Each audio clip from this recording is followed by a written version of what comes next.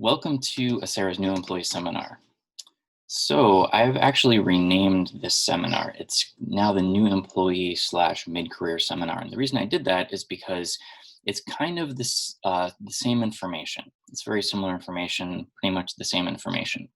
The good news with that is that if you are all participating in a new employee seminar, because you're new employees, you're getting the mid-career information ahead of time, which is great because you're able to start your retirement planning very early. So you are way ahead of the game. So you probably have some questions about your retirement, about AERY and how it works. And you probably are wondering what you need to know about your pension and if you need to do anything about it. And if you need to do anything about it, what would that thing be? Or what would those things be? So I have organized this seminar into a checklist of things that you probably want to do.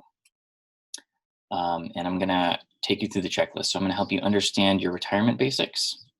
I'm going to help you understand our pension math, the way that we calculate your retirement.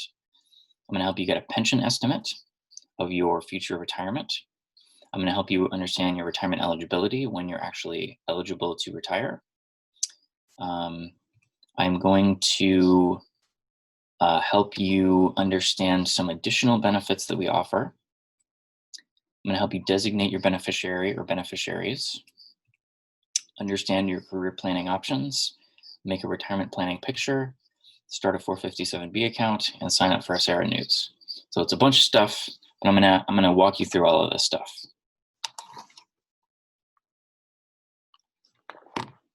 Okay.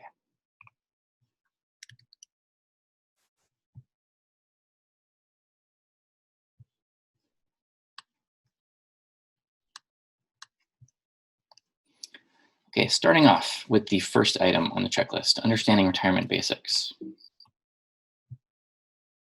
So who is AERY? So in one sense, AERY is this acronym, the Alameda County Employees Retirement Association. But it's made up of a lot of people. So there's the people that work at AERY, and what we do, there's about 90 of us, is we provide retirement, disability, and death benefits to all of our members. And that's all of you. So you're also part of AERY. You're a member of AERY because of the position that you work in. So you work full-time, or at some point you worked full-time in a retirement eligible position, and you work for one of these 6 employers that participate in AERY. So these are the 6 employers that decided that their employees need to be earning a robust pension, and so they participate in AERY. So how does AERY work? So you as the employee, you pay into AERY's fund. Every time you get paid, with every paycheck you pay into the fund, and you'll see that on your pay stub. Your employer also pays into the fund on your behalf. I think I actually have a pay stub screenshot here. So you'll see it in the before tax deductions column on your pay stub. And whenever you make a contribution to the fund, your employer also makes a contribution to the fund on your behalf. And we take that money and we invest it all over the world, and we earn a lot of interest on that money. So it's these 3 sources of income that give us this AERY fund. It's a big pot of money. So then what do we do with that money? Well, meanwhile, you are earning credit toward retirement. So as you work, you earn credit toward retirement. And then at some point in the future, you will be able to retire from AERY and collect a lifetime monthly retirement allowance. So we're going to send you a pension check. We're going to direct deposit it into your account every month for the rest of your life, so you can not outlive your retirement. So that's pretty special. That not a lot of things work like that anymore. There aren't a lot of pensions out there, especially among corporations. It's mostly a government thing. Pensions are special.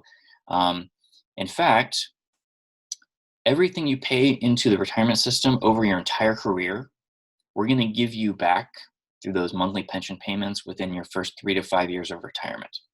And everything after that for the rest of your life in retirement is just like it's just like an extra bonus for you. And what it means is that you're going to have a secure retirement throughout the rest of your entire life. So you're going to keep getting that check every month for the rest of your life after you retire. Okay, let me show you some pension milestones. This is a very high-level view of some milestone markers that you'll see along your career and your membership with AERY. And this will help, this is kind of a good road into how AERY works and what the different aspects of AERY are. So the first milestone on the milestone chart is your date of hire. So if you started out in your full-time position, this is your first day of work that they told you to show up to work.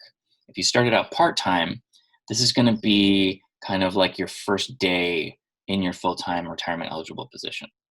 And then what happens is 2 weeks goes by, and the first day of your second pay period in that full-time retirement eligible position is your date of entry into AERY. So that is your first day of AERY membership. And that is when you start earning credit toward retirement. Okay, then you start working, and 5 years goes by. After 5 years, you are considered vested in the retirement system. So you've probably heard that word vested. Vested just means guaranteed. So once you're vested in the system, you're guaranteed the vested benefits. You're guaranteed the guaranteed benefits, basically, and they're guaranteed by state law. So once you pass that 5-year mark, then you are guaranteed those benefits. Okay, then some other amount of time passes, and you become eligible to retire. It has to do usually with the amount of years of service that you've earned and your age, and there's different scenarios for it. I'll show you those later in the presentation. But after that point where you reach retirement eligibility, then you can actually retire whenever you like. So you're going to choose your retirement date at some point in the future after that. But there's 2 more milestones after that, after your retirement. So this is what you're working for, and then from between here and here, between your retirement and your death, you are retired. You are not retired after your death, so your payments stop at that point. And I apologize for your death being on the pension milestone chart, but it can't be helped. It's inevitable, and sorry. It is just a fact of life. But the reason it's on here is because after your death, because between these 2 milestone markers is when you're earning your retirement, and after your death, your beneficiary or beneficiaries could receive a continuing payment after your death. So that's one of the death benefits that we offer. So your beneficiary could get a monthly payment every month for the rest of their life as well. Okay. Just really quickly about vesting. I said it's guaranteed. The guaranteed benefits are guaranteed by law.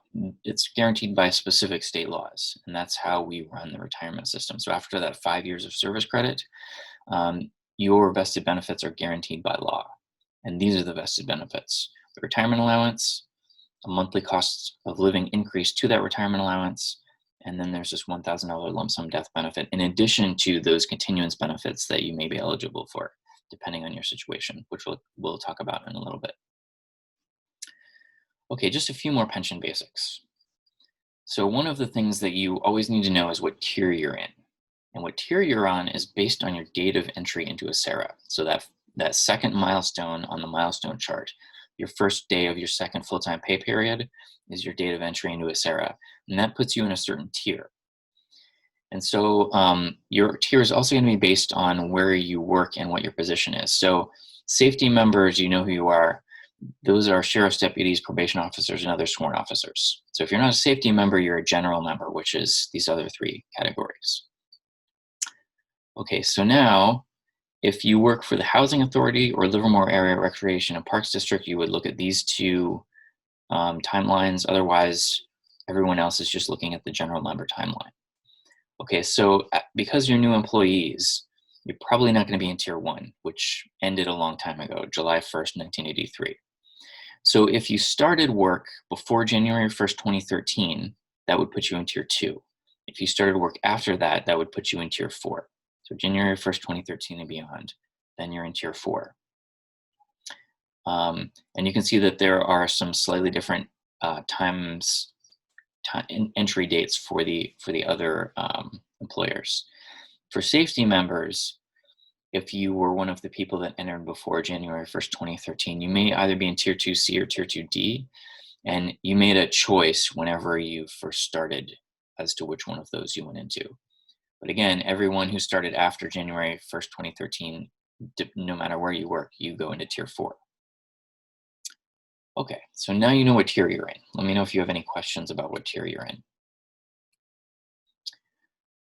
Okay, so this is a slide that we're going to revisit later, but I just want to show you right now to give you some context for kind of the arc of the discussion that we're going to have. So when you go to retire, what financial planners will tell you is that in retirement, you are going to need 70 to 80% of the income that you were making before retirement in order to maintain your standard of living. So whatever your salary was before retirement, you're going to need 70 to 80% of that in retirement to maintain your standard of living. And that's going to come, that income is going to come through some various sources. One of those is your AERY monthly pension that we're going to talk a lot about this morning. Another one is going to be Social Security. If you're paying into the Social Security system throughout your career, as long as you earn basically 10 years worth, as long as you pay basically 40 quarters, 10 years worth, then you will be able to collect a Social Security benefit.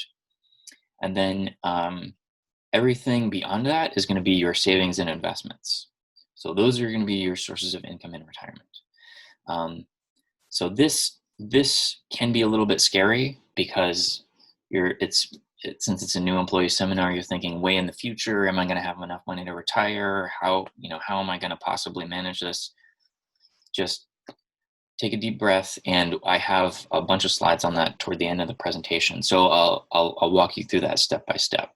For right now, what we're going to focus on is your AERY monthly pension. I'll tell you how that works, and then we'll touch on Social Security and savings and investments toward the end of the presentation. Okay, so we will revisit that topic. Next item in the checklist, understanding pension math. So it's good to, I'm going to tell you a little bit about this, and it's good to just understand kind of how this works, because this kind of tells you what it means to earn your retirement, earn your credit toward retirement. So here's how this works. When you go to retire, you are going to get from AERY a percentage of your highest salary for each year of service that you work, for each full-time year or full-time equivalent year of service that you work. So you're going to get a percentage of your highest salary for each one of those years. So what percentage is that going to be? So that is going to be represented in this retirement formula by this age factor percentage factor. Okay. So let's say that you're going to get 2% of your highest salary. We'll just do an example. Let's say that percentage for you is going to be 2% of your highest salary for each year of service. And let's also say in this example that during your career you work for 20 years and then you retire. Okay, so when you go to retire, that means that you will get 2% of your highest salary for each one of those 20 years. So because you're getting 2% for each one of those 20 years, that means you're going to get 40% of your highest salary in retirement. So to continue with this example, let's say your highest salary is $5,000. So your highest monthly salary is $5,000. So you are going to get 40% of this amount in retirement, which is going to be $2,000. So that's kind of how the pension formula works. Each one of those factors are kind of the ways that you're earning credit toward retirement. You're earning credit by getting older, you're earning credit by working and earning years of service credit, and you're earning credit based on the amount of salary that you're paid. And the higher any of those numbers are, because it's a multiplication, the higher your retirement allowance is going to be. So the older you are, the longer you work, the higher your salary equals a higher retirement allowance when you go to retire. So what percentage of your highest salary will you get for each year of service? It's not going to be exactly 2%. That was just one example.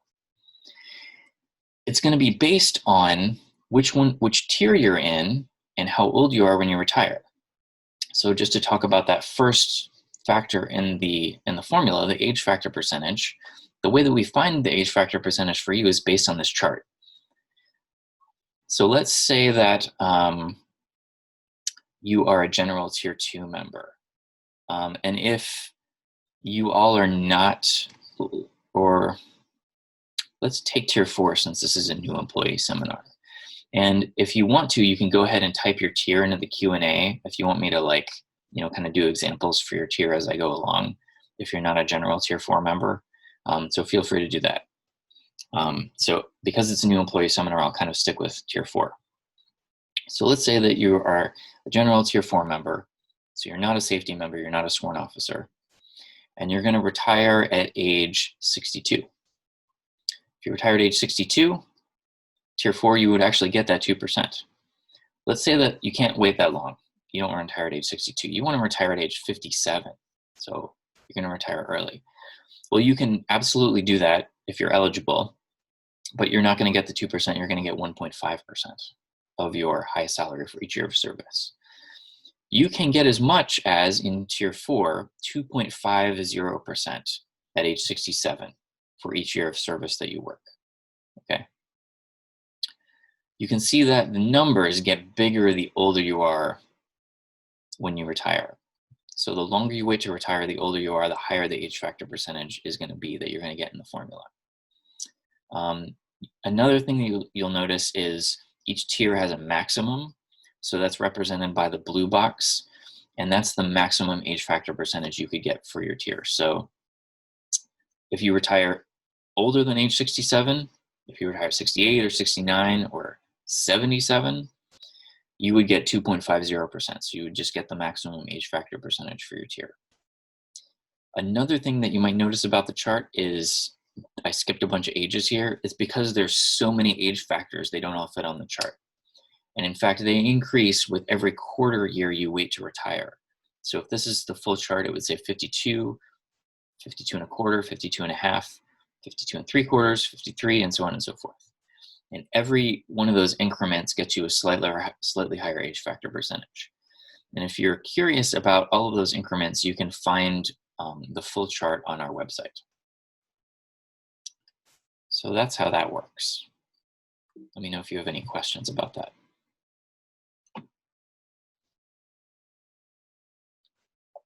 The bottom line with this age factor percentage discussion is the older your retirement age, the higher the age factor percentage, up to the maximum for your tier.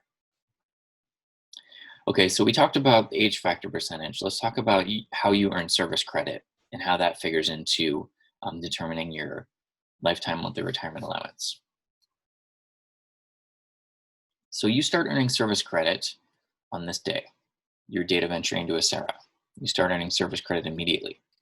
And you're going to earn service credit all the way up until this day, your retirement date. You earn service credit during your regular work hours. You also earn service credit during all of these leave times: vacation, sick leave, management leave, comp time, holidays, floating holidays. Those don't count against you. When you're out on vacation sitting on a beach, you're earning service credit. It's wonderful. Now, these types of time, you do not earn service credit during. So if you're ever on leave without pay, you're not earning service credit during that time. If you purchase additional vacation on top of your earned vacation, that is not eligible for service credit. So you don't earn service credit while you're out on the purchased vacation. If you sell vacation, you don't get service credit for it, but you do get cash. So that's nice. And then you don't earn service credit during overtime, on-call time, or standby time. Okay, so there are some types of time that are eligible for you to purchase as service credit. And this is a good topic to just kind of be aware of as new employees, and even as mid-career employees, if you're watching this as a mid-career employee. Because I said earlier that the larger any of those numbers are in the formula, the higher your retirement allowance. Well, the more service credit you have in the formula, the higher your retirement allowance is going to be, of course. So if there is one of these, if you do have one of these types of time eligible to purchase, it's probably a good idea to go ahead and purchase it. And those would include, if you started out part-time before you got your full-time retirement eligible position, and it wasn't under contract or working for a temporary agency, it was just plain old part-time. Once you get your full-time retirement eligible position, you can buy that part-time work. If you worked for the county's temporary assignment pool, all that time is purchasable. And then these other types of time that you worked before you got your full-time retirement eligible position, those become purchasable once you become an AERY member. There's also the 2 weeks between your date of hire and your entry date. If you started out in that full-time retirement eligible position, that 2 weeks is purchasable. And then in the future, if you ever go out on unpaid medical leave, state disability insurance leave, military leave, during your active membership, when you return from those leaves, you can buy that time as AERY service credit. If you, and these two, if you used to be an AERY member in the past and you withdrew your contributions when you quit your job, and then you came back and you want to redeposit that money to get your service credit back, you can do that. And then this one right here, if you earn retirement credit while you're married and then you get divorced and some of that community property goes to your ex-spouse, if they take a refund of that money, you can actually redeposit that money to get your service credit back. And then this one down here, if you used to work for another public agency in California, including, for example, East Bay Mud or the Port of Oakland, Alameda County, other counties in California, other cities, you can purchase that time as a AERY service credit, including Alameda County cities and schools. I think schools outside of Alameda County don't count for that. So if you're not eligible for a pension for one of those under your previous employer, maybe because you didn't work there for very long, so you're not vested in their system, or maybe because when you left you took a refund of your contributions into their system, you can buy that time as a AERY service credit to increase your amount of service credit. And these times are not eligible for purchase.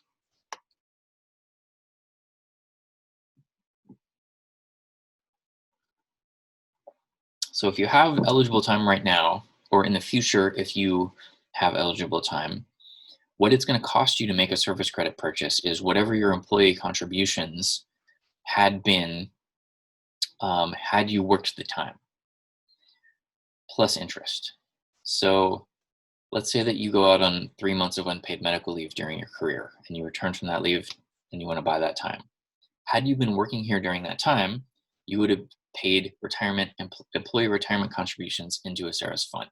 So whatever those contributions would have been had you worked that time, that becomes what it costs to purchase that time. Plus interest if you wait to make the purchase. So if you don't make the purchase immediately, and you wait 6 months, you wait a year, you wait 5 years, what happens is, had you worked that time and made those contributions to a AERY's fund, we would have invested that money and earned interest on it. And so you're going to have to pay whatever the interest is that that money would have earned. So the longer you wait to purchase service credit, the more expensive it gets. And that means that the time to purchase service credit is as soon as you possibly can. And if you ever want to make a service credit purchase request, you can simply make that request by logging into your account on our website, and then we'll do some calculations and send you a letter in the mail with the cost. And then at that time, you can decide if you want to make the service credit purchase. And if it's everything but a redeposit, you can actually buy a portion of it if that's all you want to buy. And then you have all of these payment options. So if you don't have a lump sum check to write us, or you don't have any money to roll over from another type of retirement account, we can actually split up the payments over payroll deduction. So we'll take it out of your paycheck, or you can do any combination of these. Okay, so I usually get this question, is purchasing service credit worth it? So let me just quickly tell you how you can determine that for yourself. The way to do that is to log into your account at your personal account at AERY. It's called Web Member Services, which is what WMS stands for. You log into your personal account. If you haven't created one yet, you can go ahead and create one. And what you do is once you get in there, there's a benefit estimator. And so you're going to run 2 estimates for the same scenario, so the same retirement date. And in the benefit estimator, there's this service credit override blank. You just, for the first estimate, you just leave that alone. So in this retirement scenario, let's say that you're going to retire 20 years from now. So you put in a retirement date that corresponds to that scenario, and you leave the service credit override blank, and then it will, and then you run the estimate, and it tells you how much, it gives you an estimate of your future monthly retirement allowance. Estimate number 2, what you do is you use the same retirement date. In this scenario, you're retiring 20 years from now, so you use the exact same retirement date. But then in the service credit override blank, what you're going to do is take the amount of service credit that the estimator is telling you that you will earn in this, that you will have earned in this scenario, and you're going to add to it the amount that you think you might want to purchase. So to take that 3 months of unpaid medical leave example again, that's a quarter year, and so you would add 0.25 to whatever service credit is already in there and put the new grand total in that service credit override blank. So that's going to increase your service credit for estimate number 2. And then when you hit submit, you're going to get a bigger retirement allowance in estimate 2 because you have more service credit in here. So then what you do is you just look at the difference between those two estimates. So you can just subtract the smaller one from the bigger one, and that tells you how much more you'll get per month if you do make that service credit purchase. And then what you can do is if you submit that purchase request, service credit purchase request to us, and we send you the letter telling you how much it's going to cost, you just take that cost and you divide it by the monthly allowance difference, and that'll tell you how many months in retirement it'll take to get your money back. Because eventually in retirement, you'll get your money back from the service credit purchase because you have a higher retirement allowance for making the service credit purchase. But depending on how long it takes to get that money back, that is kind of like what you're looking at to determine whether the purchase is worth it. If it's going to take just a few years to get your money back in retirement, and then after that you just have a higher retirement allowance for the rest of your life, that's probably worth it. If you do the calculation and it's going to take 10, 15, 20 years to get all your money back, you can weigh whether it's worth it to make the service credit purchase or not. So that's how that works. And I see that another participant joined us a few minutes after, and I just want to mention that we're recording this, so if you miss anything, we'll post the recording later, and if you want to ask questions in the Q&A or by raising your hand as we go along, feel free to do that. Okay, so we talked about the age factor percentage. We talked about the years of service credit. Let's talk about your salary briefly, the salary component of the retirement formula. So you're earning credit by getting older, you're earning credit by working and earning years of service credit, and you're earning credit toward retirement by just getting paid. So your salary is a component of the formula. In retirement, what we need to do is determine what your highest average monthly salary is for that formula. That's what we need to put in the formula. So what we do is we determine your final compensation period. If you're in tier 1 or 3, your highest consecutive, your final compensation period is going to be your highest 26 biweekly or 12 monthly pay periods. Since this is a new employee seminar, a lot of new employees are here.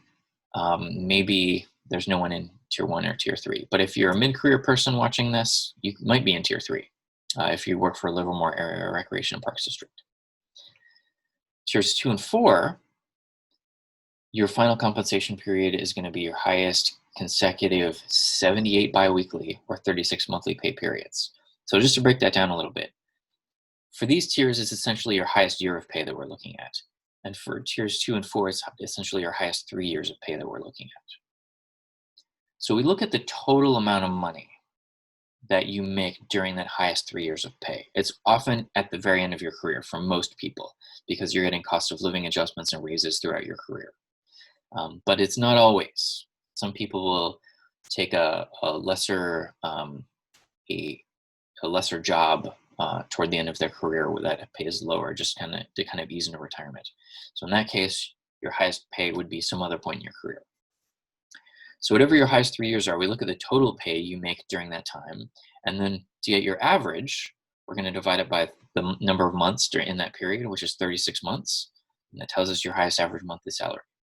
So your salary for the formula is an average over that highest 3 years of pay for tiers 2 and 4, and an average over that highest year of pay for tiers 1 and 3. So the pay that we're looking at that is going to be included in your highest average salary is going to be your base pay, and other pay codes may be included in there. Sometimes those other pay codes are called footnotes. There are other types of pay based on skills and education. And if you want to know whether the type of pay that you're getting paid, the other pay code that you're getting paid on top of your base pay is going to be in this calculation or not, what you do is you go to our website and you go to the pay codes page. You can search for it, or you can just type this in to your browser. And there will be a list there for your employer, and it'll say your pay code by number and by name, and it'll say yes or no whether it's in or out of this equation. And so that's how you know whether that's going to count. And then for tier 2 people, if you sell vacation while you're during that final compensation period, or if you cash out vacation, which means you get paid off for vacation that you haven't used by the time you stop working, and your final compensation period is at the end of your career, some of that money can be included. But for tier 4 people, that won't be included, because they changed that rule back in 2012. Okay, so regarding tier 4 people, when they created tier 4 in 2012, they created a few additional rules. And so one of the rules that they created is that the salary that we're going to include in the benefit calculation to determine your highest average monthly salary is going to be capped at a certain amount. The cap is going to go up periodically over the years. So if you're a new employee or you're mid-career and you're going to retire 10, 20 years from now, this cap is going to be a lot higher when you get there. But there is going to be a cap, so you can just keep track of that on our website. Currently, for tier 4 people retiring right now, the cap is $126,291 for general members and $151,549 for safety members. So yes, there is going to be a cap on how much pay we can, that's annual pay, how much pay we can include when we're calculating the highest average monthly salary. So you can't earn retirement on any pay above that. So that's the bad news. The good news is that we're not going to take retirement contributions for any pay that you make above that. So that leaves you with more pay to save in other types of retirement accounts for additional savings to save up for retirement. Okay. And then finally, here's the whole thing put together. So we're taking your age factor percentage, multiplying it by your years of service, multiplying it by your highest average monthly salary, and that's going to tell us what your retirement allowance is going to be every month for the rest of your life. In this example, this person is this tier 4 member who's retiring at age 65 after 20 years, working 25 years, earning 25 years of service credit, is based on their age at retirement and based on being in tier 4, they're getting 2.3% of their highest average monthly salary for each one of these 25 years that they work. So for each one of these 25 years, they get the 2.3%. So we multiply that together, and that means that they're achieving 57.5% salary replacement. That means that what the salary that they were making before they retired, this retirement allowance is replacing that, is replacing 57.5% of that, which is pretty good. And just to remember that slide I showed you, what your goal is to get up to 70 or 80% salary replacement. And again, we'll talk more about that later. Okay, so let's talk about getting a pension estimate. Let me help you do that. Show you how that works. I'm going to show you a couple of ways. The first way is if you just want a very quick ballpark salary replacement estimate, like the percent salary replacement estimate, you can just use one of these charts on our website. Let me switch my screen sharing, and I can show you how that works.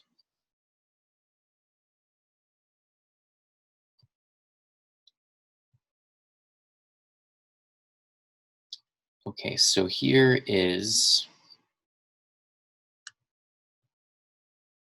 our website. And what you're going to do, and But we're actually redesigning this right now. So in a month, this is going to look a little bit different. But you go to our retirement estimate page, and then there's these ballpark income replacement charts. So I'll just go ahead and click on the Tier 4 chart for general members. And what we've done here is we've already multiplied out the age factor percentage times the years of service credit. So all you do is you find your potential age at retirement. So let's say you're going to retire at age 60 with 20 years of service credit. So you just come over here, and that means you're going to achieve 36% income replacement in that scenario. So you can see that the numbers get bigger the older you are when you retire and the more years of service credit you have. So if you retired at 67, which is the maximum age, with 30%, you would actually achieve 75% income replacement. So that's just a super quick way to figure out what percent income replacement you're going to get just from AERY. Okay, so let me switch the screen share back to the presentation.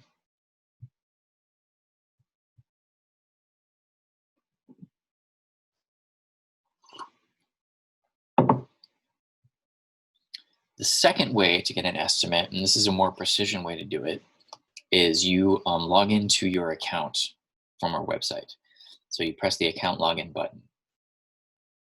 Once you get into your account, which is our member portal is called Web Member Services, you're going to click on this link right here, Estimated Benefit. And just really quickly, if you've never been in here, you can see a lot of the data that we have for you regarding your pension. So whether you have reciprocity, what tier you're in, your entry date, first date of employment, the amount of service credit that you've already earned, the amount of contributions that you've already paid in.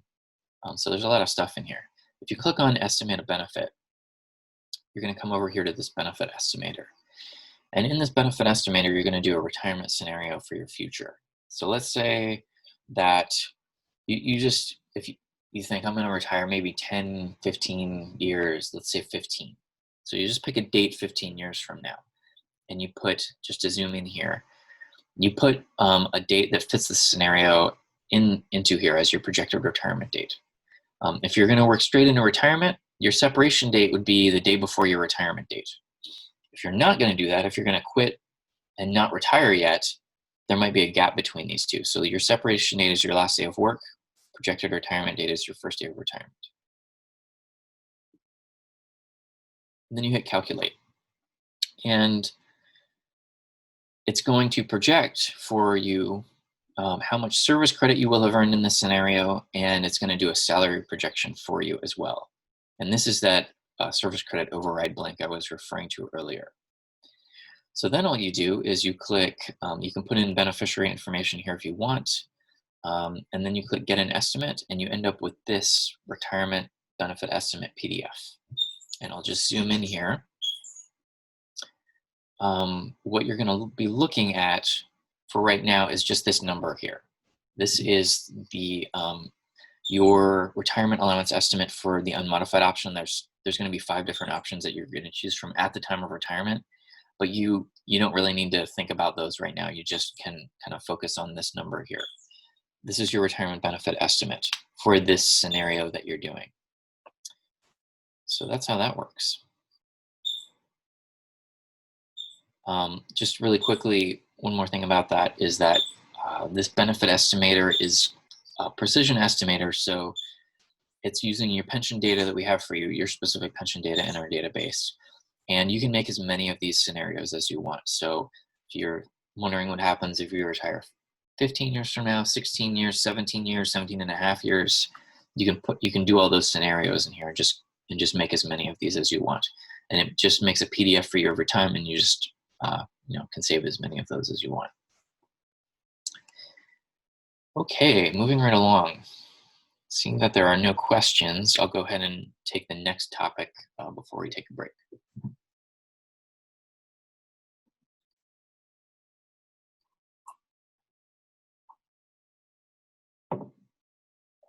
And again, feel free to use the type a question into the Q&A or use the raise hands feature to ask a question. Okay, let me show you what it takes for you to be eligible for retirement. So we're talking about this milestone right here. retirement eligibility.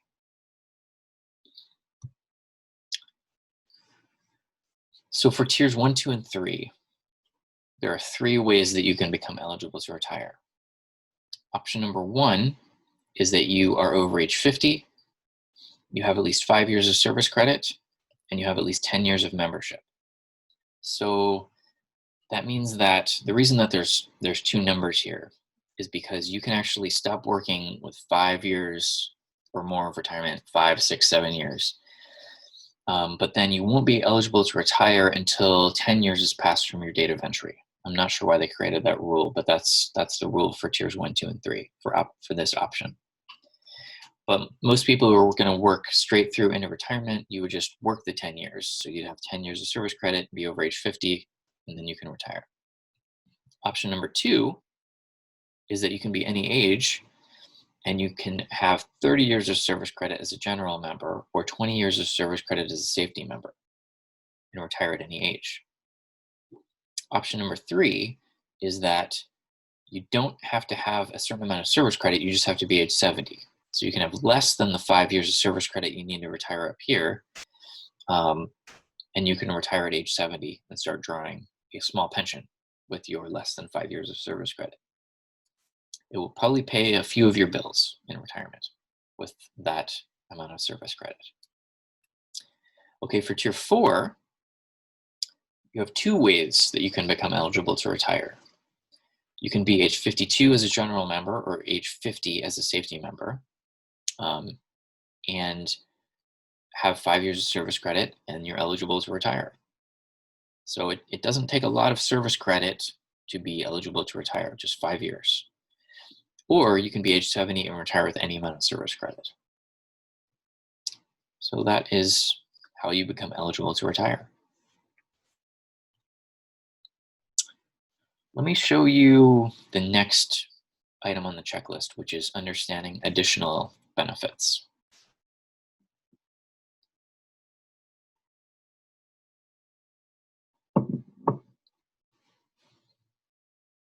In addition to the lifetime retirement allowance, which we've been talking about, you are going to have access to additional benefits, including medical, dental, vision, disability retirement. If you become permanently disabled and you can't perform your job duties, you can apply for disability retirement.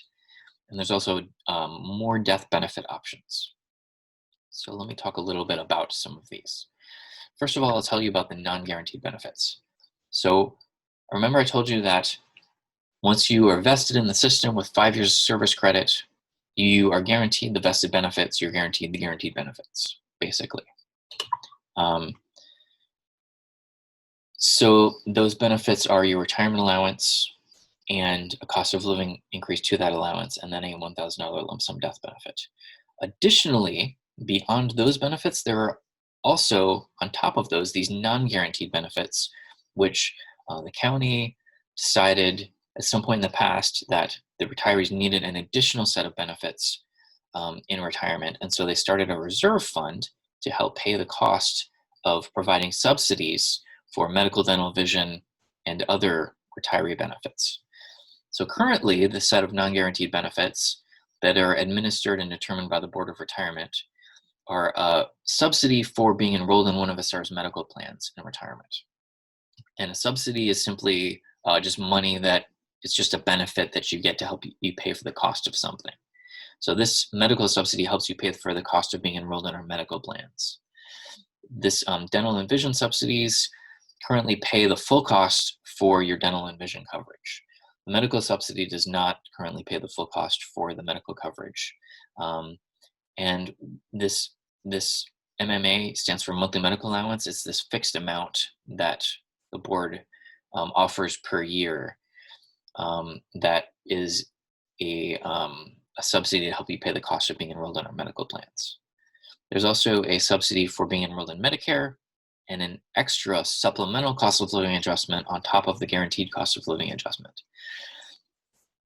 So we don't really need to get into a lot of details about these benefits right now because these could change over time. They don't typically change a lot or change very rapidly. But the reason that they might change is because The Board of Retirement administers this reserve fund, and their goal is to ensure that this fund is sustainable into the future. So they want to keep this reserve fund there for the retirees to be able to pay out these type of benefits. So they might reduce or eliminate what these benefits are, or sometimes they'll change the qualifications. That doesn't happen very often, but their goal is to ensure the sustainability of the fund. So what I want to tell you, the main thing that I want to tell you right now about this as new employees is this column right here. How many years of SR service credit it takes for you to start qualifying for these benefits.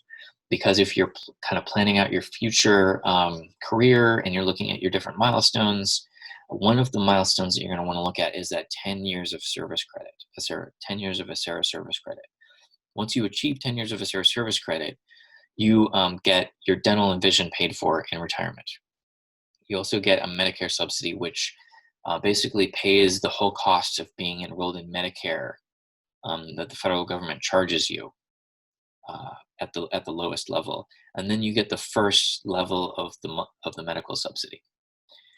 You can also target 15 or 20 years of service credit to get more medical subsidy. So one of the reasons that I like to show this slide right now and just talk about these briefly is that maybe you've already been working for 9.5 years and you're ready to do something else, and you're starting to look around for a different job. If you achieve that 10 years of service credit, this is a lot of extra money in retirement to pay for medical, dental, and vision, things that you're going to need in retirement. And so maybe you want to stick around for another 6 months, hit that 10-year mark to get over that 10-year amount of service credit that you need to qualify for these. The only one that doesn't require any service credit to qualify is the supplemental cost of living adjustment, and that's available to all retirees. So what I'm going to do is I'm going to add a milestone to our pension milestone chart. At 10 years of service credit is when you start having access to those healthcare subsidies. Okay, the next item on the checklist is designating your beneficiary or beneficiaries. So beneficiary is someone who gets benefits. Your AERY beneficiary is the person you designate to get your AERY death benefits. So whatever death benefits are available to your beneficiaries after you die, that's your AERY beneficiary. If you die before retirement, then, and you're not yet vested, what your beneficiary or beneficiaries will receive is a return of your employee contributions and interest. So everything that you've paid into the retirement system, plus all the interest that we have paid onto your account whenever the fund earns interest, we post that to your account. We return all of that to your beneficiary. Plus, your beneficiary will get 1 month of your salary for each year of service, up to 6 months worth of salary. So if you've been working for 4 years, for example, and you pass away as an active member, then your beneficiary would additionally get 4 months of your salary. If you are a vested member and you pass away during your active employment, and when I say during, I mean like while you're an active employee. I don't necessarily mean that you die at work. It's just like while you're employed, while you're an active AERY member. And you're vested, so you have at least 5 years of service credit, your beneficiaries will get a choice. So whoever you name as a beneficiary will get a choice. So option number 1 is the same one that I just said, that the non-vested member beneficiaries would have access to. A return of contributions and interest plus 1 month of salary for each year of service. Option number 2, your beneficiary, and it's qualified beneficiary only, I think it's like spouse and state registered domestic partner and possibly minor children, would get a monthly survivor's allowance. And if it's spouse or state registered domestic partner, they would get that every month for the rest of their life.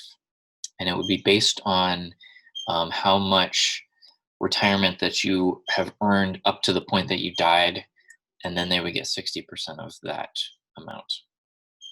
Option number 3 is like a hybrid of options 1 and 2.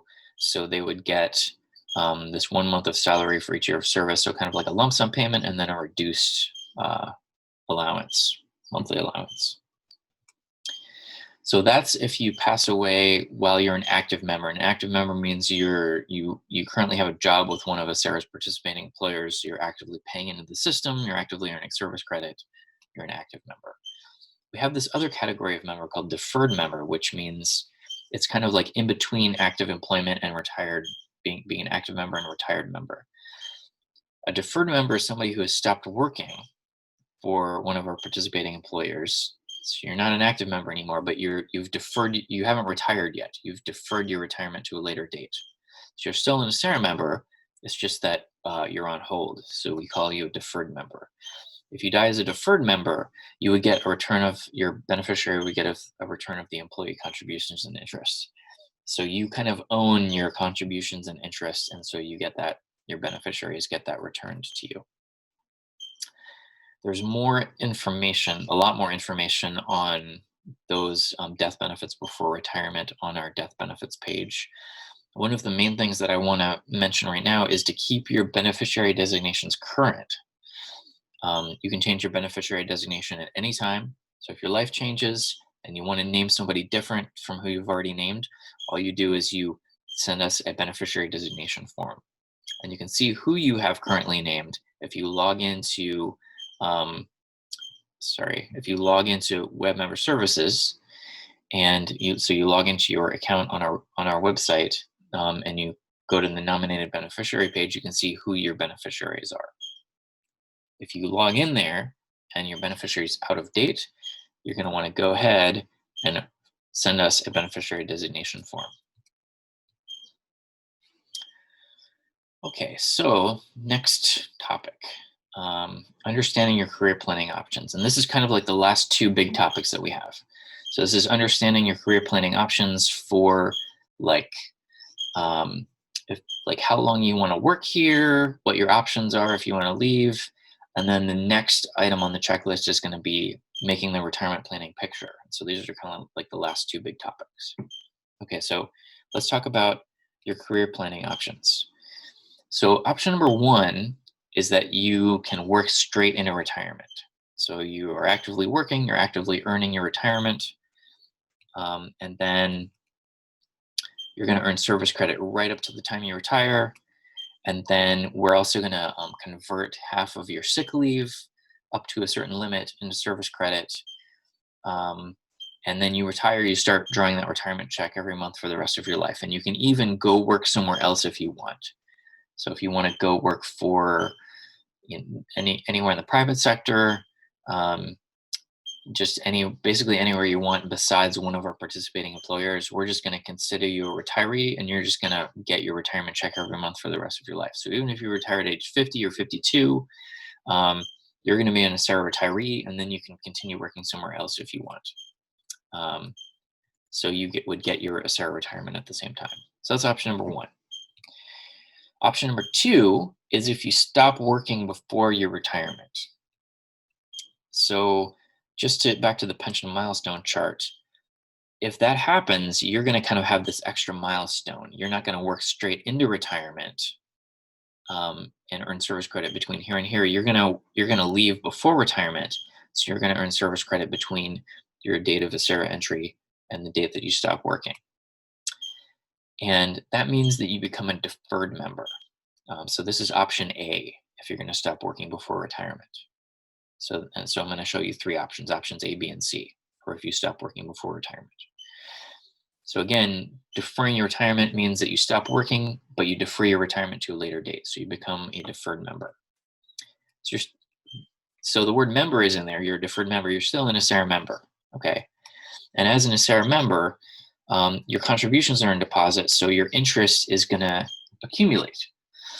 And when I say no negative interest, what I mean is that if AERY's fund, if our investments don't work out for a particular period, and our fund kind of loses money on paper in the short term, you don't see that in your account. You never see you can't lose money out of your account. We only post positive interest amounts to your account. So it's a really safe place to keep your money. You can even retire later out of deferred retirement. So you stop working, um, you're deferring your retirement to a later date, and so you can retire out of deferred membership. And if you if you're not going to do that, one option that you do have is, as a deferred member, you could come back to work for one of our participating employers and earn more money. And I sorry, I don't mean earn more money. I mean earn more retirement. So you would basically pick back up where you left off. You'd start earning service credit again, um, and you would be earning more credit toward retirement. Or you could be refunded at any time during your deferred membership. So that is going to be one of your options. Option C, which I'm going to show you, is you can take a refund of your contributions, but you don't have to do that right when you stop working. You can decide to later.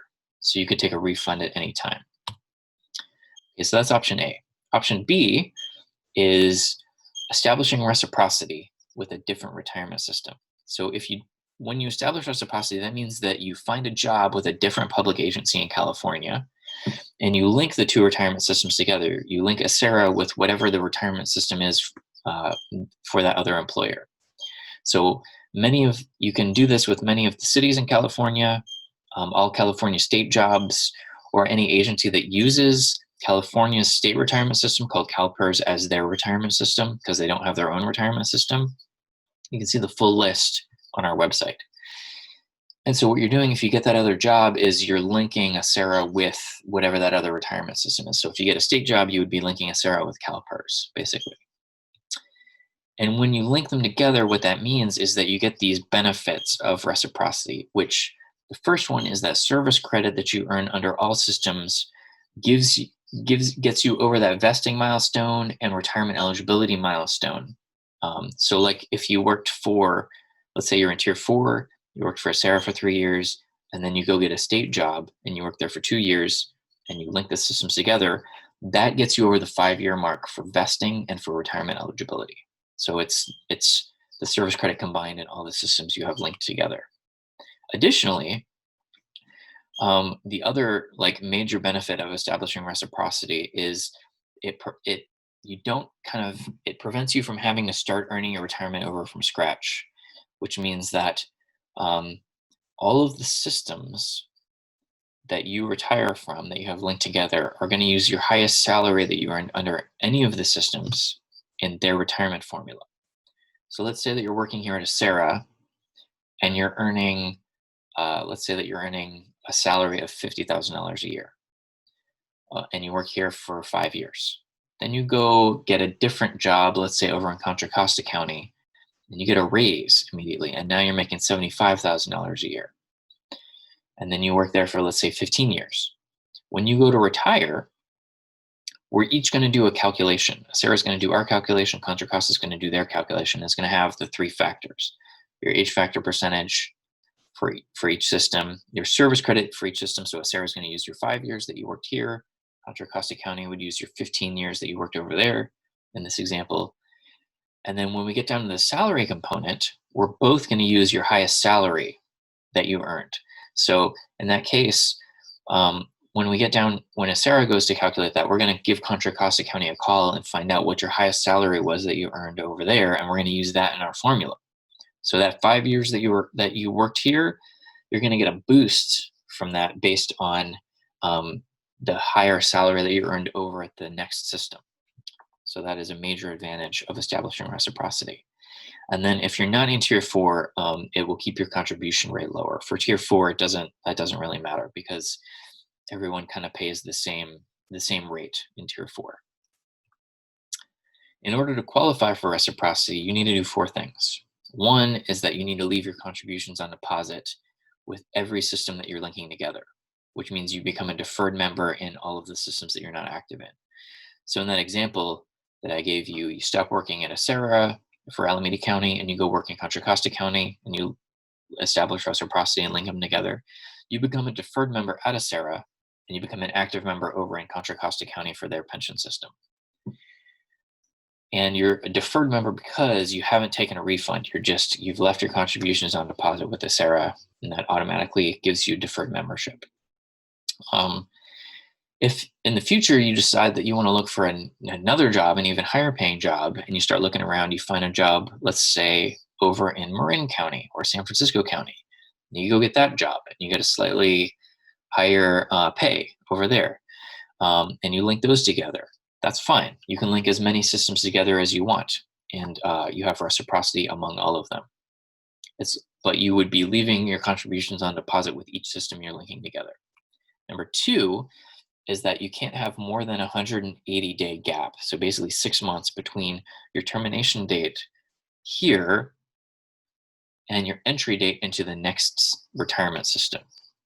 So it can't be more than 180 days. If it is, you can't establish reciprocity.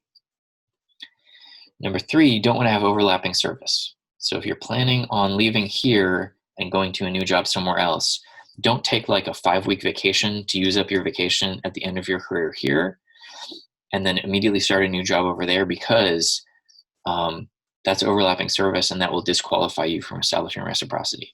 They will cash you out for your vacation anyway, so you're going to get the money anyway. So there's no need to take it as active, to still be in active pay status for that. And then you have to retire from all the systems on the same day. Okay, that's options A and B. Option C, if you want to stop working here and not retire immediately, is you can take a refund. And it's going to be a refund of all of the employee contributions you paid in over your entire career, plus all the interest that you've earned while your contributions have been on deposit with AERY.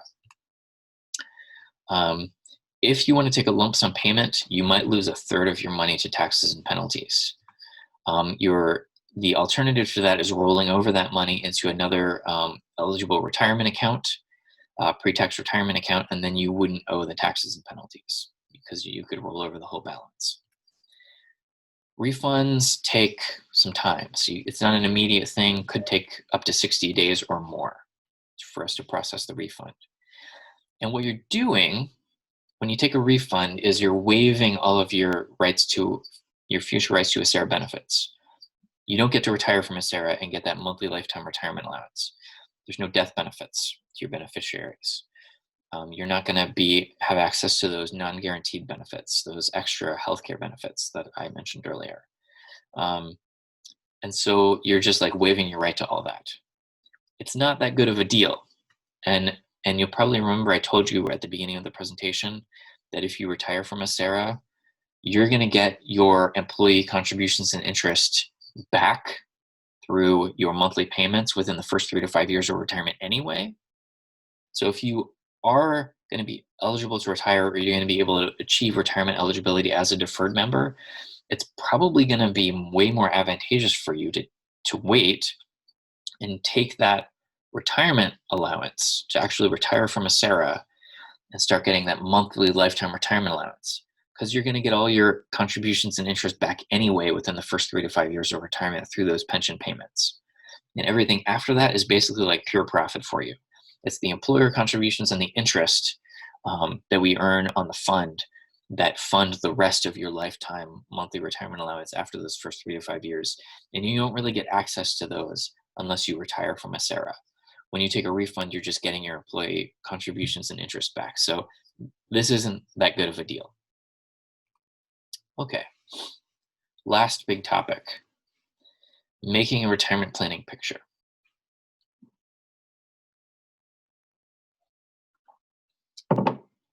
So if you are a new employee, or if you are a little bit less than a new employee, maybe you're a little bit into your career here at AERY, this is a wonderful time to participate in this presentation and to see this and to just kind of learn about these topics and start making this retirement planning picture. Like, this is perfect time to do this. Okay, so we're revisiting this slide here. So this idea. So if you recall, I said that retirement planners, financial planners will tell you that in order to maintain your standard of living in retirement that you enjoyed before you retired, so while you were working, you're going to need 70 to 80% of your salary that you were earning before retirement, you're going to need that in retirement. So 70 to 80% of that income. So how are you going to get there? You're going to get there through these three methods. These are going to be your three sources of income in retirement. Your AERY monthly pension that you're earning, your Social Security payment that you're earning by paying into the Social Security system throughout your career, and anything on top of that is your savings and investments. So we've talked a lot about the pension. So let me help flesh out the rest of this equation for you and kind of help get you in this trajectory of achieving 70 to 80% income replacement by the time you retire. Because this looks like a big number now. Like, I'm going to stop working. How am I going to get 70 to 80% of what I'm making now by not working? Like, at this point in your career, I mean, for me, it seems a little like, how am I going to achieve that? But the good news is that you have lots of time. You have time to do this. Okay. And so I'll just kind of help walk you through this. Okay. So here are the steps in doing this. Here's what you're going to want to do. Number one, get some estimates. So go ahead and get that AERY pension estimate and get out a piece of paper, and you just write down some of these numbers as you're doing these estimates. So you go out and you're going to want to get a Social Security estimate. Okay, so you're going to want to go out and get a AERY pension estimate. So like I showed you earlier, you go out, you log into AERY's website, you do the benefit estimator, and you end up with this benefit estimate. And so what you're looking at is this number right here. This is going to be your estimate for the retirement scenario that you're doing. There's another couple of useful numbers here. This is the salary projection that it is making for you. If you retire in this scenario, it's saying this is going to be your salary that you were enjoying before retirement while you were working. And also your age of retirement is going to be a factor here. So what we're going to look for is kind of like what percent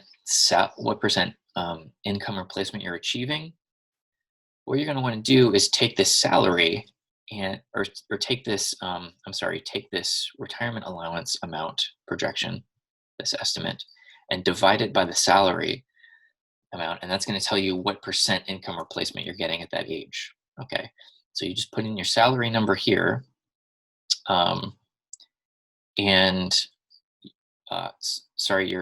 your retirement estimate here, and then what percent of your salary you're achieving. The percent of salary went down a line. So this is your retirement estimate, and this is the percent salary replacement you're achieving. So how much of your retirement allowance is replacing the salary that you were earning before retirement? What percentage of that? Then you're going to go do a Social Security estimate. Go out to the Social Security estimator.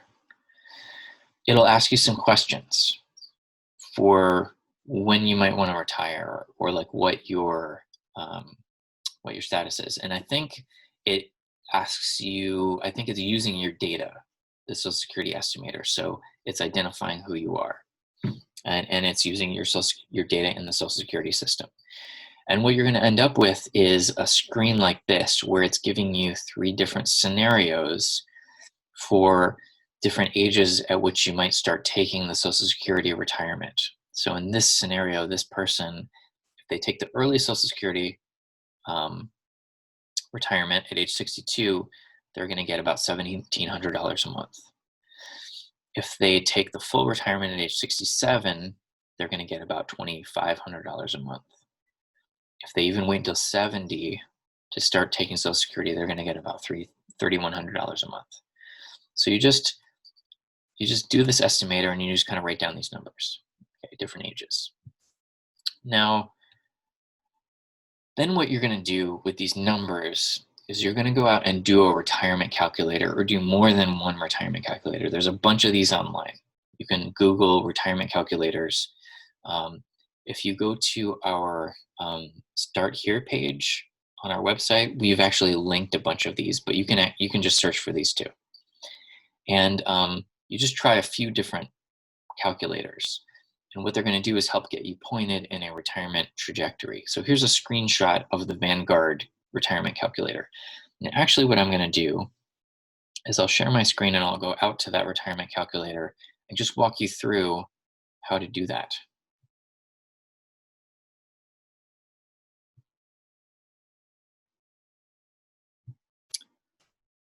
Okay, so here is the Vanguard retirement calculator.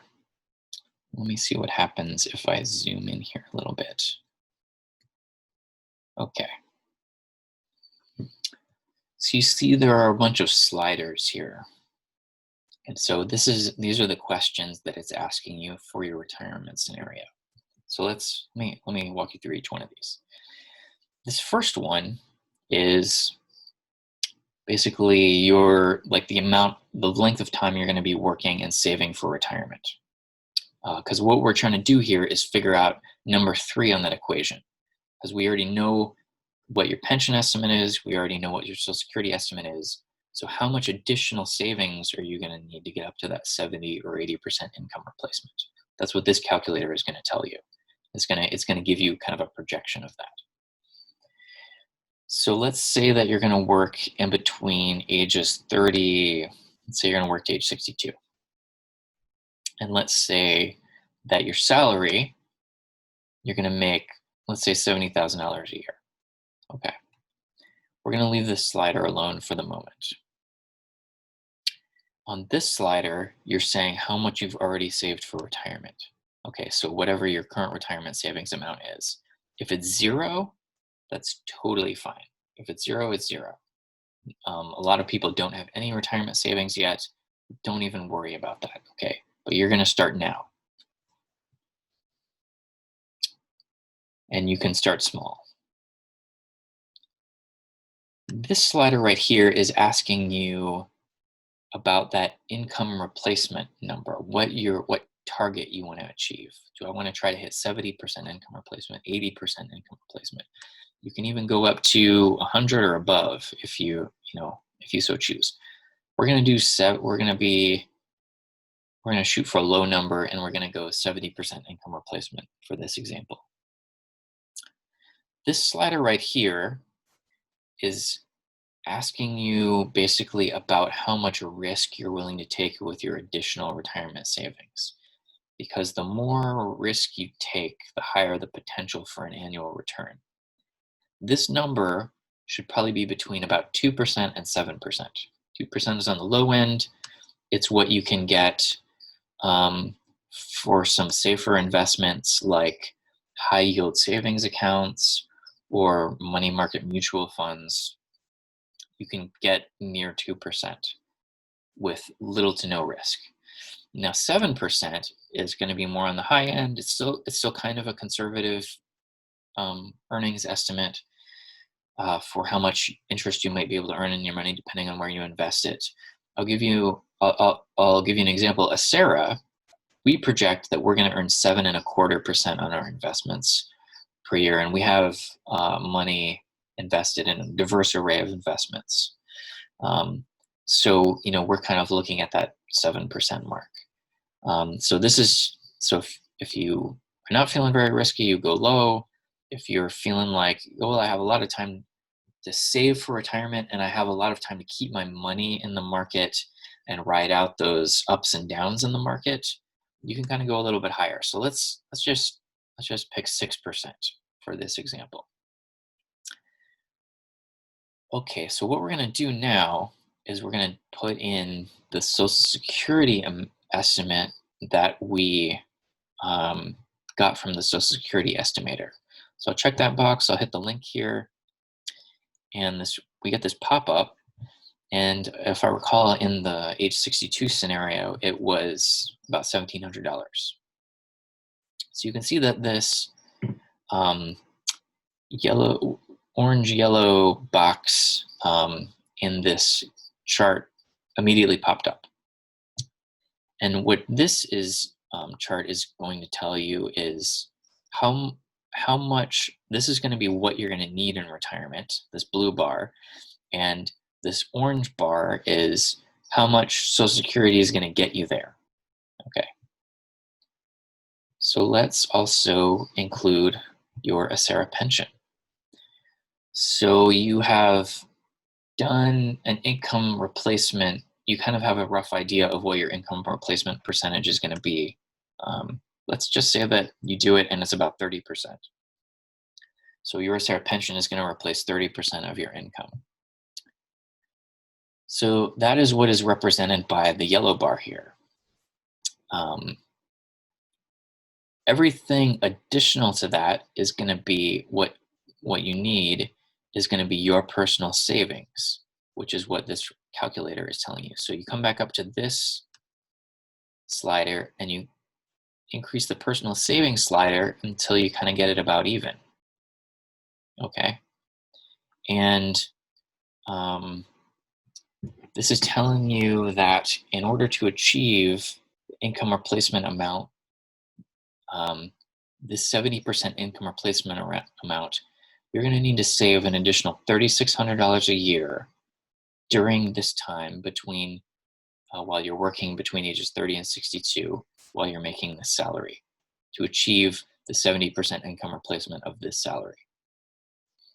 This is what they often call the three-legged pension stool. Your income replacement is going to be based on your pension benefit, your Social Security benefit, and your additional savings. So if you look at this number, 3,600,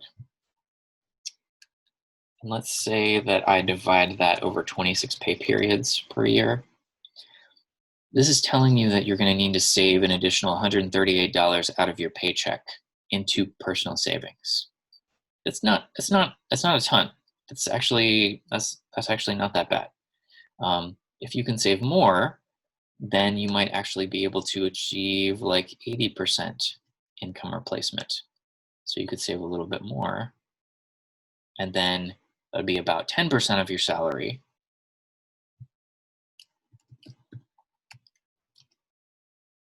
And you could save an additional $269 out of each paycheck. So what this is doing is just kind of getting you started on how much you might want to save out of your paycheck. How much additionally you might want to save out of your paycheck. Let me go back to the presentation.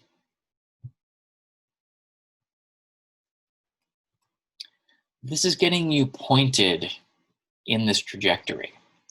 So what you're doing is you're doing this kind of projection, this making a retirement picture of the future right now. And you're getting pointed in a direction.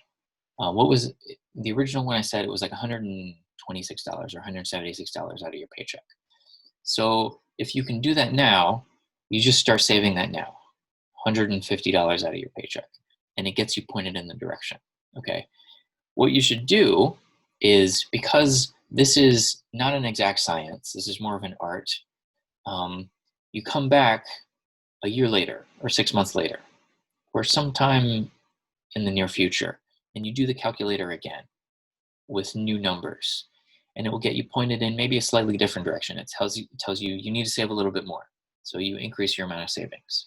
Or maybe originally you weren't able to save what it was telling you, and so now maybe you've gotten a raise or you've reduced your expenses, and you find that you can save a little more, so you do the calculator again, and it kind of gets you pointed in that direction again. You just kind of you just readjust your savings periodically by doing the calculator, and by the time you retire, because you keep getting pointed in that 70 to 80% income replacement direction, that general direction, you will find that once you retire, you will have achieved 70 to 80% income replacement through your AERY pension, Social Security, and your additional savings. So it gets you pointed in the direction now, and then when you get there, you'll find that you have arrived. So this is this is just kind of my idea of how to kind of get at that additional savings number. Okay, so a few more pieces of information on this topic. Now that you have you kind of have an idea of how much additional you might want to save out of your paycheck, the question is, where do you save it? Like, what do I do with that? Do I save it in my checking account? Do I save it in a savings account? Do I cash all of my checks and put them in a box and bury it in the yard? Um, what do I actually do with that money so that I have that money when it comes time to retire? One possible place that you might want to save your money is a place that can earn you some interest. Interest is where you're loaning your money out to a bank or a government agency or a company. And if you're loaning your money out, what what they will give you, or what you will earn if the endeavor that you're loaning your money to goes well, is you will earn some interest for loaning your money out. And what earning interest can do is it can help you beat inflation, because inflation is about 3% per year in the United States, which means the value of the dollar uh, it is kind of devalued by about 3% every year. So it will help you beat inflation, and it will help you earn more money over long periods of time through the power of compound interest. If you were able to successfully earn interest, it will help you do these things. Here's a compound interest graph. Compound interest graph. What this is illustrating is that compound interest over long periods of time tends to go in a curve. The reason for this is because if you put your money in something that can earn interest and leave that money, that new money that you've earned there, that new money is going to earn interest. So you're earning interest on top of the interest that you've already earned, and then you're earning money on top of that interest, and then you're earning money on top of that interest. And so compound interest accelerates your earnings over time, much more than if you would have earned simple interest, or if you would have earned no interest at all. But now we come to this slide, which is to tell you to be very cautious about putting your money into places that could potentially earn you interest. Because in general, the higher the potential return, the higher the risk to your money. So there is a potential that if you put your money in something very risky or even moderately risky, because you think you have the potential to earn a larger amount of interest, there's the potential that you either won't earn interest like you thought, or you might even lose some money, or if it's very risky, you could lose all your money. So that's just something to keep in mind. This chart, kind of goes in a diagonal. The more potential return, the higher the risk. So it's going to be up to you to, really determine where you're going to put your money and how much risk you are willing to take. So this brings us to the topic of the county's 457 deferred compensation program and your ability to save money in this 457B deferred compensation account. The way this works is that you are government employees, and the IRS has said that as government employees, you have the option of saving money in this special type of retirement account called a 457B account. It's kind of like a 401k. It's kind of like an IRA if you have one of those, or if you've heard about that. What you're doing when you're saving money in a 457 account is you're saving your money tax deferred. So you're taking pre-tax dollars and you're putting them over in this account. If you sign up for this account and you make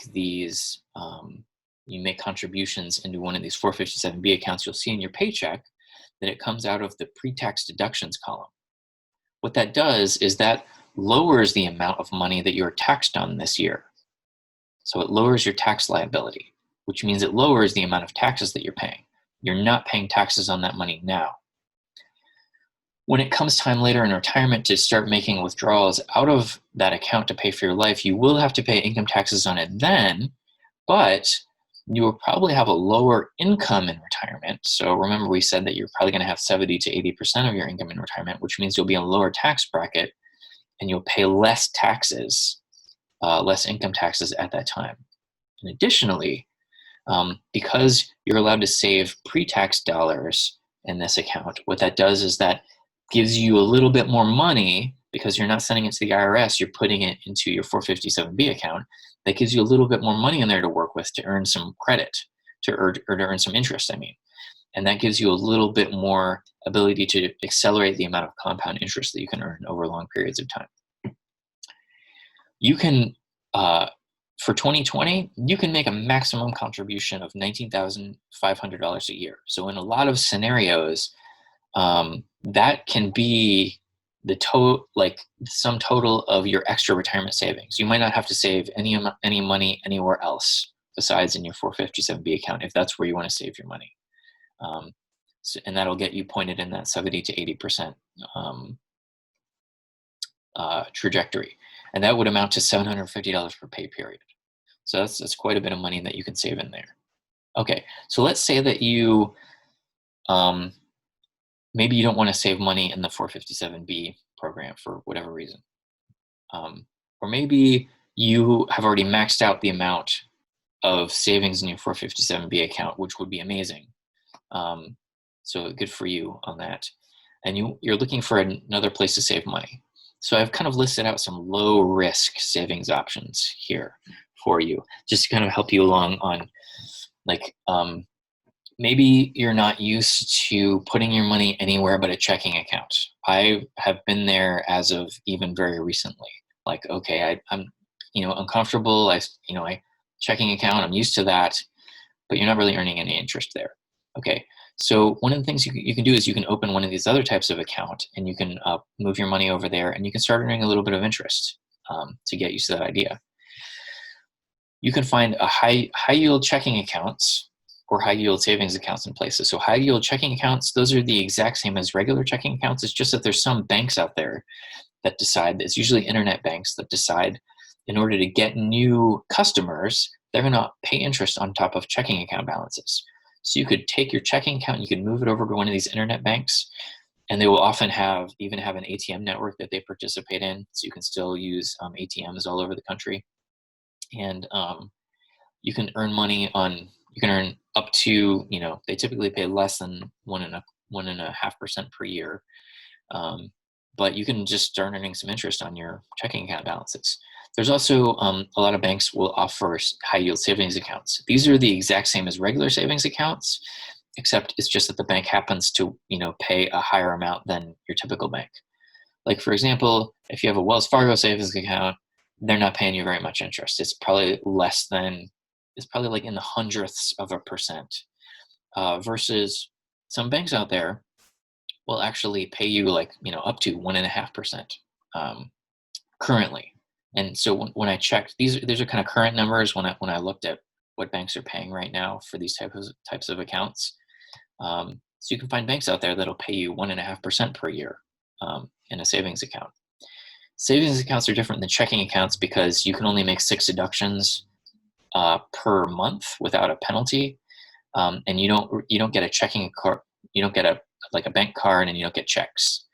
But you can actually make these deductions. These 6 deductions can be in any amount that you want to make. So the rules aren't super stringent on that. Okay, and then there's these money market accounts, also known as money market deposit accounts. These, for some reason, currently, some of them are paying a tiny bit more than high yield savings accounts. These are basically savings accounts with some checking features. It's like a savings account, you still can only make 6 deductions per month, but they will give you some checks like in a checking account, and you'll get a bank card. So it's kind of like a hybrid of these two.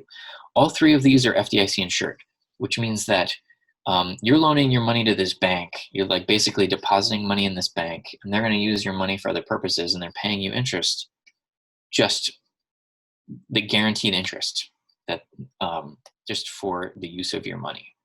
And if the bank goes insolvent, the federal, the Federal Deposit Insurance Corporation, which is a government agency, if the bank goes insolvent, your entire balance up to like $200,000 is covered. So it's a pretty safe place to keep your money. This one, money market mutual fund, it has the same name sort of as this money market account, but it's totally different. This is a type of mutual fund that you can put your money in.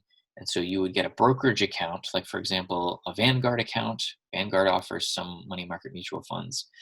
And Vanguard is investing your money in what is considered some low risk investments. Those may earn up to 2.5%, depending on what's happening in the market. You can do more research on this if you want. These are not FDIC insured, so there may be a tiny bit of risk with these. So you can research that on your own. There's also certificates of deposit that you can make with banks. They will pay. They typically earn, currently when I looked at them, for a 1-year certificate of deposit, it earns about 1.5%. So it's not that much not that much better than a savings account. So you can do with that. I mean, you can decide to do that if you want. You're kind of locking your money away for a fixed period of time with those, but you're also kind of not locking your money away because you can get to it. It's just if you decide to cancel the CD early or make a withdrawal early, you pay an interest penalty, but your money isn't really locked away. And then you can invest in government treasury bills and notes that are backed by the US government. Those are considered pretty safe. Those pay variable returns, or bonds. Some bonds are considered safer than others, depending on the bond rating. So you can research that on your own.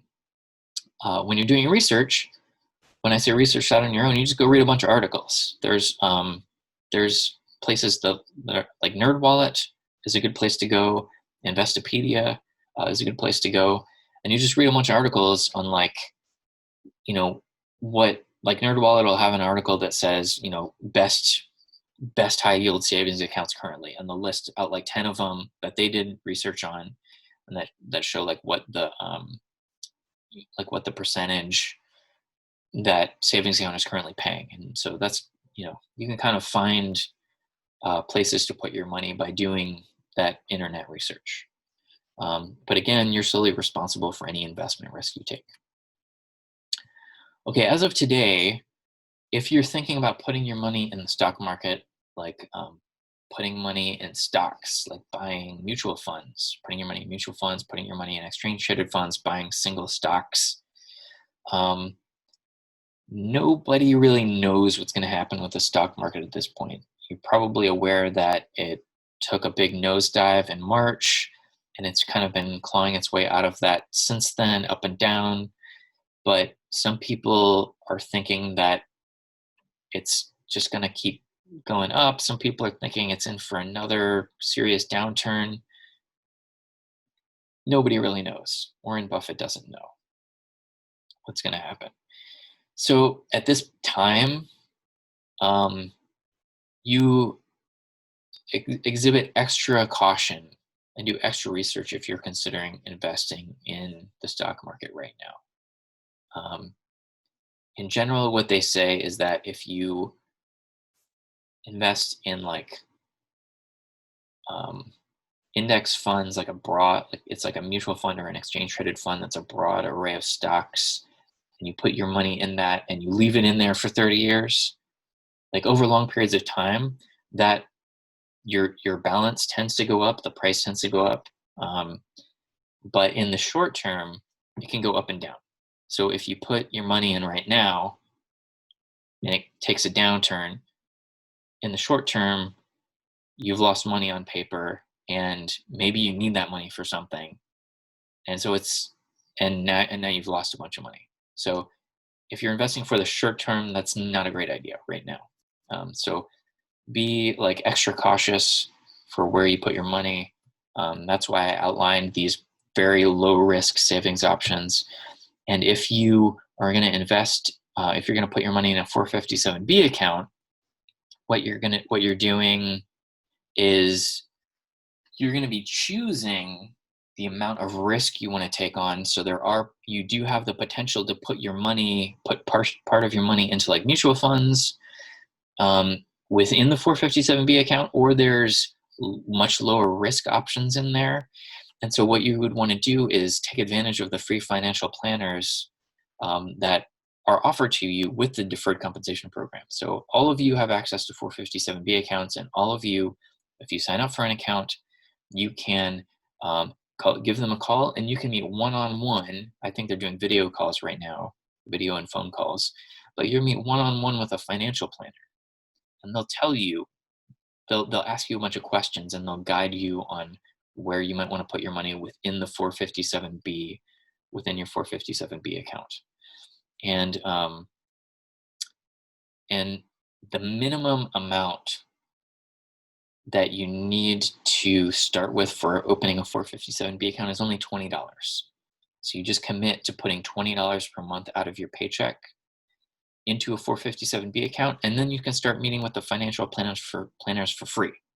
And you can meet with them as many times as you want. It's a really great program. If you do start out with that $20, I think what you'll find is you won't miss it. You'll see your new balance in your like the new kind of net that you'll get in your paycheck. You won't miss that $20. Maybe in a month or so you decide, oh, I'm not missing that, so I'll increase it a little bit. I'll go up to $40, go up to $100. Maybe you even have room to get up to what the retirement calculator is telling you to target. And so you just go ahead and do that. So that's a way to kind of like ramp up your savings. There's also a credit union. First United Credit Union is the county's kind of the credit union that was started by county employees. But now anyone who lives in Alameda County can sign up for an account there, and they also offer free financial planners if you have an account. You can hire a financial planner if you want, but look very closely at the fees that they're going to charge you. Often the way that this works is you show up to this financial planner, they have these big names that you've heard of, and because they have local offices, and they'll say, okay, I'll take your money and I'll invest it professionally in a diversified portfolio. So we'll get you in our program, and then we'll just charge you a small fee of 1% per year, 1% of the balance of your account per year, and you'll be good to go. 1% of your balance is pretty big. Okay, it sounds like a small amount, but that's really going to cut into your ability to earn compound interest over time. And so look very closely at the fees that they say that they're going to charge you. I think you can occasionally find a financial planner that you can just talk to by the hour. If you want to get a second opinion on what these free financial planners are telling you, that might be a way to do that. Okay. We have an expanded article at AERY.org/start here. When we redesign our website, it's going to be in a kind of a different section on financial planning, but it's going to be kind of like the basic information, like an expanded set of information that I've outlined for you here. So then the last thing on the checklist is to go ahead and start that 457B account if you haven't done it. Like I said, you can just start it with $20, and you just get it started, and then in the future, if you want to increase it, it'll be a lot easier to just like increase your savings over time if you've already gotten that account started, if you've already got the ball rolling. And then that's all I have for you. So you just go ahead and if you want to keep up to date with what's going on with AERY over your career, sign up for our email news. We hardly send out any news. It's only important stuff. So if you go to AERY.org/subscribe, you can subscribe to your email news, or you can just check our news page. We post important news there. And if you have any more questions beyond if you think of a question later, we have a call center, and they're available during business hours to answer your calls. Currently in this shelter-in-place time, we're taking calls on Tuesdays and Thursdays only, but that may soon change. So check our website to see what our call center hours are. But we do answer voicemails and emails within 24 hours. So you can also email us on our website if you have any questions, AERY.org. So we wish you a fulfilling career.